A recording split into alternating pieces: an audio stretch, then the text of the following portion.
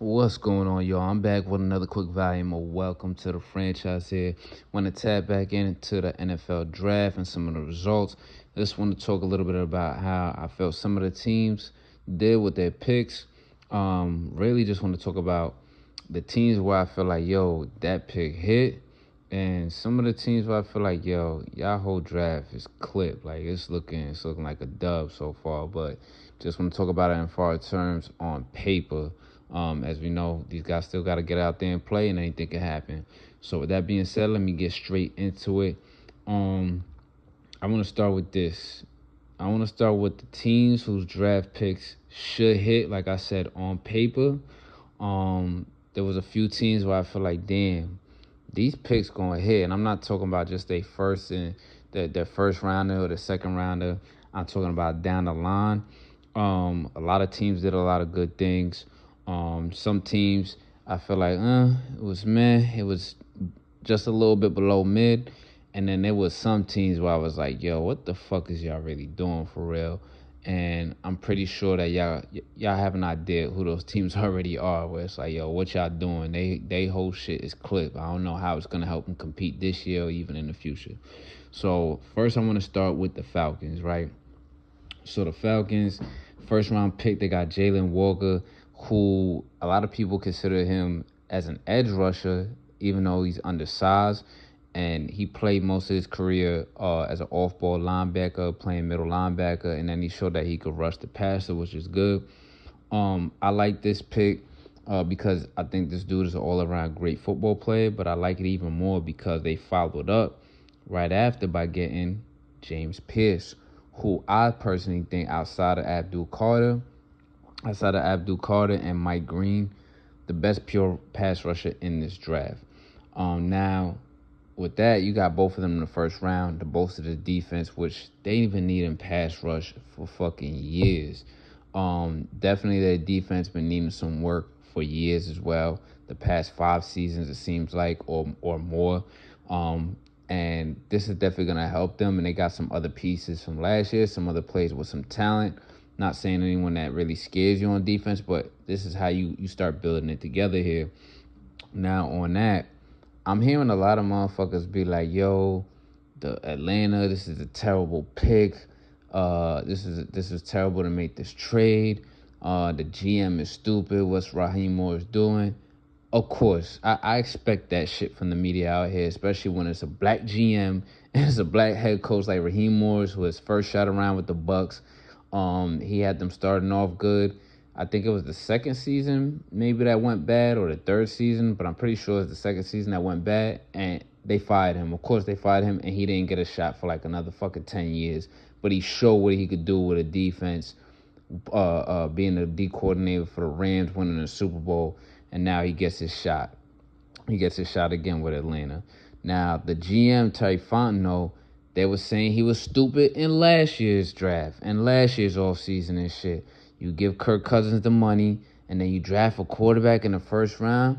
You had a terrible draft. This is stupid, blah, blah, blah. Of course they're going to say that fucking shit because they don't understand that I think Terry Fontenot and Raheem Morris, they're trying to run this organization with some foresight and making sure that they have job security, because for certain people in these positions, they don't get as many chances or the leeway and shit that other motherfuckers get, like people like Joe Shane and Brian Daboll, who them motherfuckers should be out the door. And they had a draft where they had to save their fucking jobs right now, not just the future. But whatever, we'll get into that later, right? But I will agree that the trade that they made was a little wild. You kind of got finessed there. Your first round pick for next year. I would have threw maybe a player in there that was a starter, or a player that is probably on the come up. You know, maybe as a backup, but it could be on the come up, could be a value to someone's roster, and maybe your second or third next year. But the first round, I ain't gonna hold you, my nigga. You kind of got finessed in that deal there, but it's all right because I think that James Pierce is definitely a great football player. And then they got two safeties later on in the rounds, too, and Billy Bowman and Xavier Watts. These guys get their hands on the ball. They tackle. They're always around the ball. They know how to play in the box. They're always around the ball. And they need that. This is a defense that needs to get turnovers. They need to get pressures. They need to start flying around the field. And then you got a guy in Jack Nelson, offensive tackle, all the way in the later rounds, which he's projected to go. But I think that's good value right there. You can always use a good backup offensive lineman. I think Jack Nelson actually is a pretty solid offensive lineman coming out of college.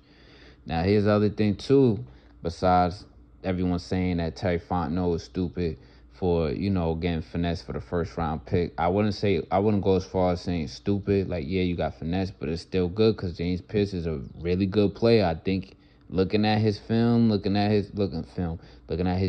highlights, I won't say film, looking at his YouTube highlights, seeing what he can do, because I'm not one of these guys that always want to talk about, I can talk about that a bit, but I'm not always going to talk about everybody can't do. If you get people in the right organization with the right coaches and they help him and set him up for what he can do, then players will be good. So for what I've seen that James Pickz can do, he's the best. He's one of the best pure pass rushers in this draft. And people were saying he was on nobody's draft boards, or he was number 6 or 7. He was character concerns, this, that, a lot of that shit going on in this draft, whatever. Every draft, there's always character concerns or whatever. But yeah, he was on no one's draft board. This is terrible. I'm like, no, y'all fucking bugging. Sometimes you just got to take a risk and take a fucking chance. And if you got the right people in the building, character concerns or character issues can become, I'll deal with it, to we can manage it, to we got them on the right path at some point in their career. That's if you had the right, the right coaches and the right support and foundation in there. So I don't really agree with everyone saying. I think they did good there. The Bills are another team I think had a good draft as well. They had some picks that really hit multiple. They building up that defensive line. You got T.J. Sanders and Deion Walker, who Deion Walker, before college football started, was projected to be the number 1 tackle in the draft. So you got 2 tackles there that could ball. T.J. Sanders out of South Carolina. Then you got Landon Jackson, big ass, 6'7", as an edge rusher. And they like those big, tall edge rushers there in Buffalo. And then in the later rounds, you got 2 strong corners. You got Dorian Strong out of VTech. And then you got the cornerback out of Ohio State. And then just to pop shit off, to start the whole shit, you got Maxwell Hairston. Are you kidding me? You shitting me right now? Like, yo, Maxwell Hairston, who's a ball hawk, and he's one of them dudes that could flip the field or take it to the house. And he's fast, had a good 40 and everything. And just watching him play, like, nah, they really did their thing there. That's a pick that I feel like on paper, all of these picks, but that's the pick for sure that I feel like should hit.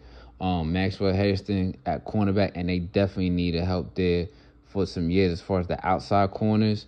With Kyer Elam not really, living up to his billing, being a first-round pick.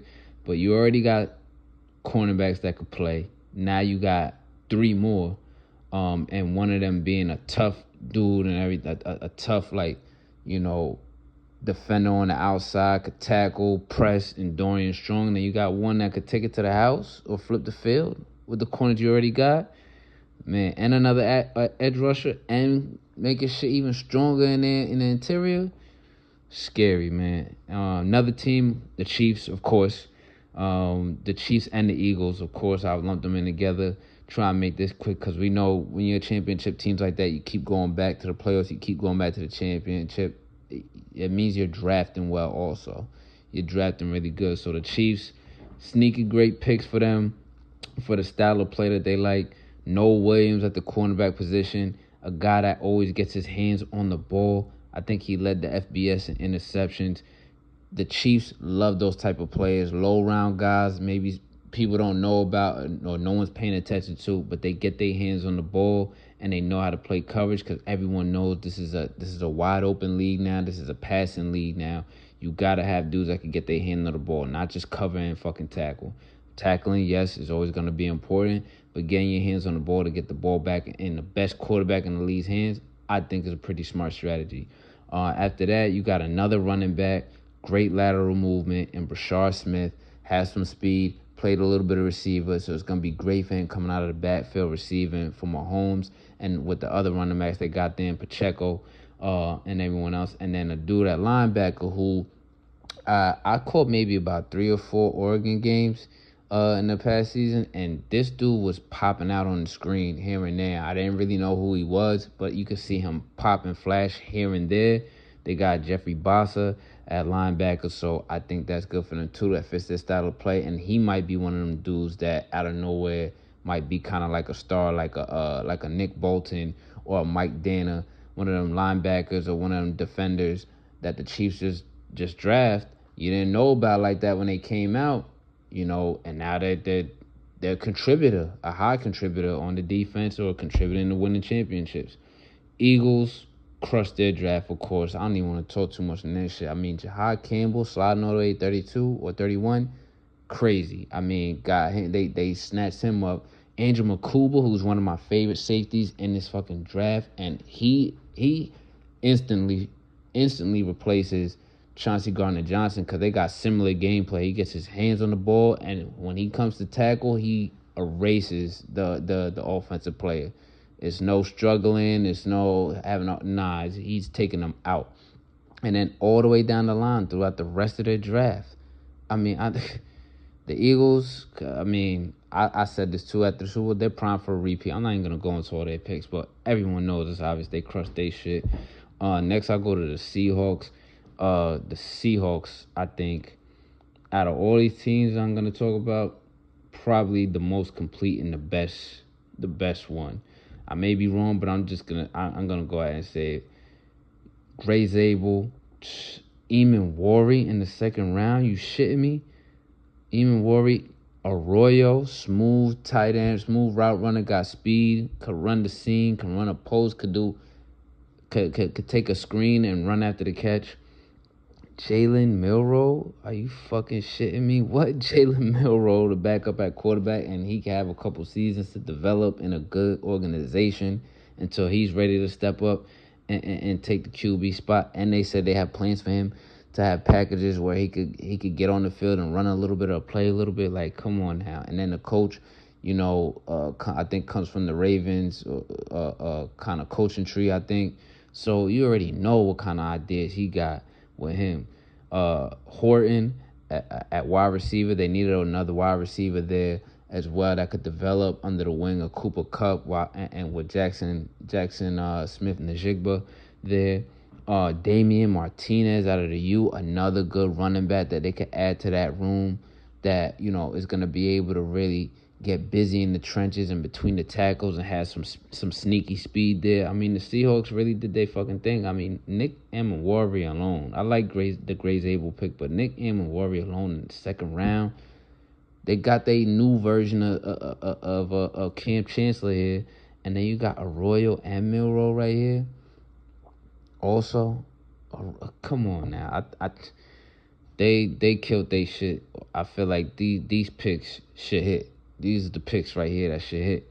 The Niners also on defense. They got Michael Williams, Al Collins, Nick Martin at linebacker, Upton Stout at cornerback, who I seen pop out as a prospect, and I started to look at his YouTube highlights, and I'm like, oh, it's pretty solid looking cornerback right here. Then you get Jordan Watkins out of Ole Miss, who was like a role player receiver, but he made some plays at Ole Miss.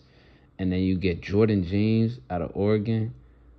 The running back, who popped out and made some plays too. I mean, are you fucking kidding me? Like, the Niners, they retool and they go come back. They had some good picks also. I feel like these picks should hit. And then a couple other teams I'll just rattle off real quick. The Chargers and the Patriots, I think. I'll sneak in maybe the Panthers too, but they're gonna be part of maybe another volume I come out with some of the teams that had picks where you ain't gonna see us coming. But the Chargers and the Patriots, they had some pretty solid, pretty good drafts. The Patriots though, man, it's scary. I mean, on defense and offense. But you got Will Campbell at the offensive line. Then you got Kyle Williams at receiver. The speed, I feel like this new regime of the Patriots is gonna be another wave of we gotta hate these motherfuckers again, especially with a draft like this. You got Kyle Williams and Travion Henderson. Kyle Williams at receiver, got the speed. He got good lateral movement, could run routes and shit. Then you got Travion Henderson at running back, who's a problem, right? Like, what the fuck? Then you got Jared Wilson, the offensive lineman, right? Now on defense, you got Braden Swinson, the edge defender from LSU. So now you got pass rush, and then you got the defensive lineman Farmer from FSU, who people were talking about as well. Like, oh, this dude you got to watch out for, besides Todd Phillips out of Maryland, in those middle rounds between round 2 to 5. And they could be contributors at D tackle. And they got one of them out of FSU and Farmer. And then Craig Woodson from Cal, who be laying the wood out there, and he be getting busy. He's always around the ball also. This Patriot squad could be scary in the near future or in the future down the line. So I think it's time for us. I'm gonna get ready to be hating them again for sure. Cause fuck them, man. But I ain't gonna lie and I ain't gonna hate. They had a good draft also. Now let me get into picks that might really be clipped. And I'm talking about the teams that it was like, yo, what the fuck was y'all doing for real? Like, what was y'all doing? The Bengals didn't have that many picks. I like the Barrett Carter pick. I like the Jalen Rivers pick at O-line. Protect Joe Burrow. Okay. But you going to draft a nigga with your first pick in the first round knowing you need to shore up that defense some more? You going to draft a nigga that got no sacks? Basically averaged 1 sack per year that he was in college? 4.5 sacks in 4 years, I think they said. Nigga, what? And then the whole interview after with the Pops and what he was saying, I said immediately after, I was like, Al, like, what? What is he saying? What y'all talking about? Like, you gonna interview his Pops talking that goofy shit? That's an L. And he ain't got no sacks, but this is all on paper, what I'm saying, from what I know from watching. I get it. It's not film. I ain't no NFL scout, no coach, and all that shit or whatever. So take these, but from YouTube highlights, like from what I've seen from some of these plays, man, it's like, nah, you probably could have picked somebody better right there. You probably could have picked a Mike Green right there if you wasn't scared, if you didn't care about all the other bullshit off the field, and if it's not true, you know what I mean? Because I'm not for that either, whatever's going on there. But you could have picked a Mike Green, a James Pierce. You could have traded back to get another substantial pass rusher later on the first round that probably should have won the early second. Or also you still need more help everywhere else on the defense. You could have went cornerback there. You probably could have went Jahdae Barron right there if you want to do that, because you're going to have to stop people in this league where it's all about passing and it's wide open offensive game. So I was like, what the fuck are y'all doing there? Another team right after that, the Cardinals, all defense, no O-line. I mean, one O-lineman in the late round. And no receivers for your 5'9" quarterback who's got a big arm. I don't know. I just thought that might help. And I think that some of the guys that they picked on defense, Will Johnson, he has the injury concerns and everything. That's why he fell all the way in the draft. I also thought that, I said in a previous video, his feet are a little bit heavy to be playing cornerback. I think he could play cornerback. I personally think that if it was me scheming in how the schemes these days, you got safeties playing corners playing safety, playing nickel all over. I think you might have to consider that with him, maybe a little bit of safety in the box, corner, safety, and could play him outside because his feet are a little heavy, but he had the injury concern, so he slid. But it was all defense. Didn't really help out Kyler Murray at all. I don't know if I really like that in this league where it's wide open. It's about scoring more points now.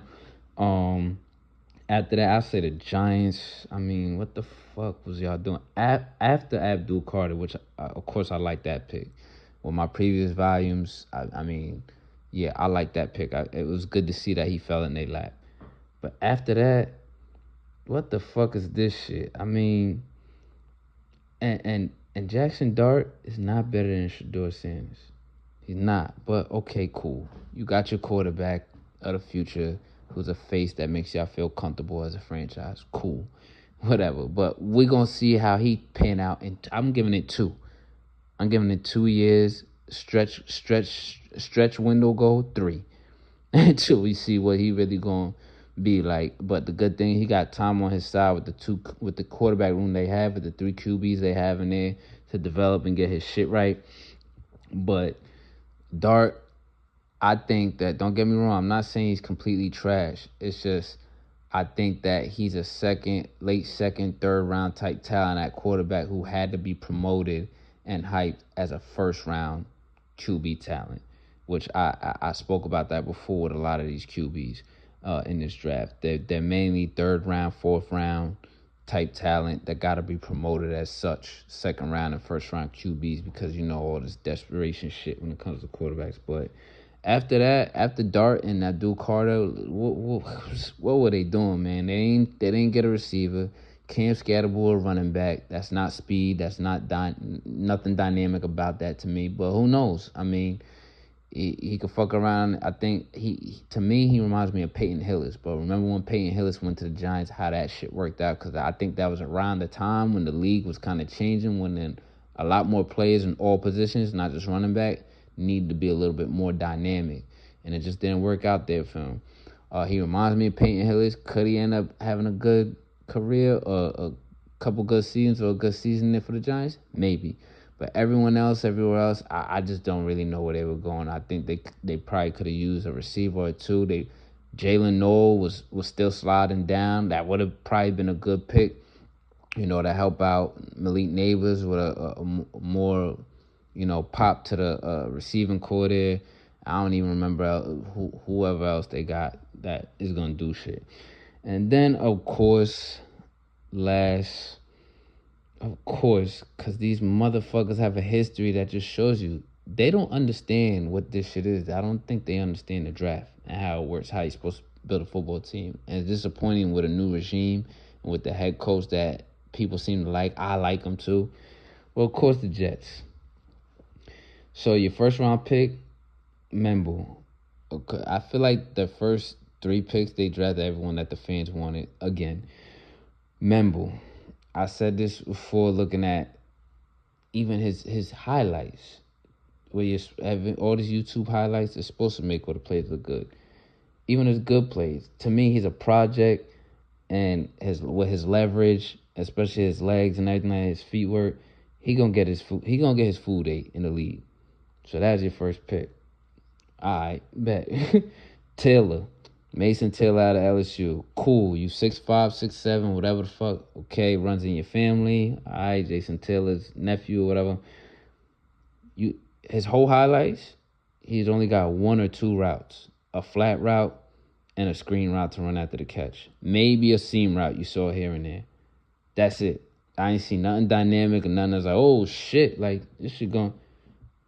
Okay, A.Z. Thomas. Corner out of FSU. First of all, the nigga just looks like a big-ass safety that all he want to do is tackle. And then, to back that up, his stats. He has no picks. No interceptions. He's got 1 this whole time. Okay, cool. He's a big body. You need that because you got slender Sauce Gardner, who also has no picks. Just has 1 since he's been in the league. So you got 2 motherfuckers now that don't get picks, that don't flip the field. And this one could tackle. This one just could tackle. All right, cool. And then you get Smith out of Georgia. He's fast, but he has no hands. No hands. So keep his ass on special teams just doing kick return, because he ain't going to do shit else. When you could have got some big body receivers to add for the future, for Justin Fields or whoever you're going to have a quarterback down the line, you could have probably added some more dynamic players, dynamic receivers. For down the line or for this year for Justin Fields. But no, you wait all the way to the end for Smith, right? Cool. And then the last 3 picks, to me, those were the best picks they probably made all day, to be honest. I mean, Mavioga, the linebacker who gets his hands on the ball, he flies all over the field. Maybe he's a little bit over-aggressive, bad angles at times, but he pops. He's always, the games that I've seen and everything, he pops off the screen and he gets his hands on the ball. Malachi Moore, a few years ago, he was a dude that you were seeing making plays on the ball. The last couple of years, play kind of been a little bit up and down, but he's always around the ball, making hits, making big tackles, team captain, and he pops on the screen also. Good pick. Tyler Barron, maybe a little bit slow, but got a lot of strength. He got some pass rushing moves. He could get better. He played at Tennessee and Miami. I seen him do his thing at Miami with a few sacks and some tackles for loss in the run game and everything like that.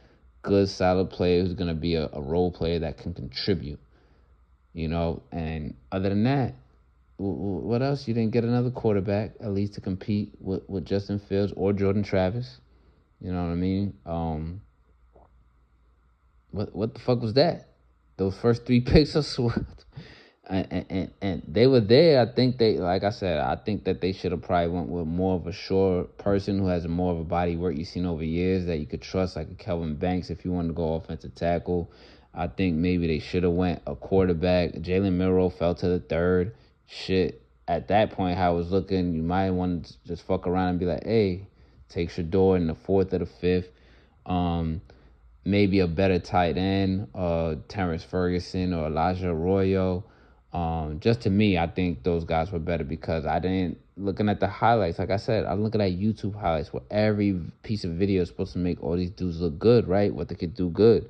I didn't see too much for Mason Taylor. Like, yeah, he's tall, he's big, whatever. He's going to be an athlete, runs in the family. But I only seen like 2 routes. I ain't seen nothing too dynamic for being top of the 2nd round pick there. Could have got maybe Xavier Watts in the 2nd round as he dropped to the 3rd instead of that pick. Probably could have got a bigger wide receiver. Like I said, I don't know. But that's it. Those are the teams right there where I'd be like, nah, these picks, their draft might be clipped. And what the fuck was they doing? But that's going to wrap up this volume of Welcome to the Franchize here with me today. Y'all out there, be easy.